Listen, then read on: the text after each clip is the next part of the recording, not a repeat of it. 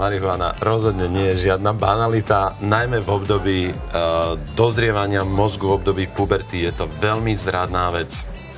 Austrálsky výskum, takmer 4000 ľudí z Nového Zélandu ukázal, že keď tí mladí ľudia užívajú marihuanu denne, akákoľvek dávka je mimochodom škodlivá, len vidíme to, že čím je toho viac, tým je to horšie.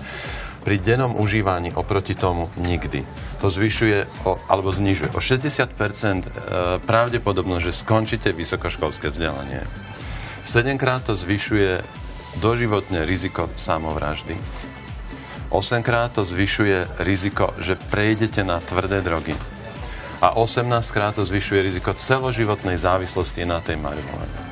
Ja si myslím, že aj toto sú ďalšie dôvody, ktoré treba zvážiť pri tých všetkých snahách o legalizáciu a argumentáciu, aké je to neškodné, aké je to nenávykové a tak ďalej. Ale to nie je nejaký vatikánsky výskum, to je austrálsky a novozélandský výskum. Áno. A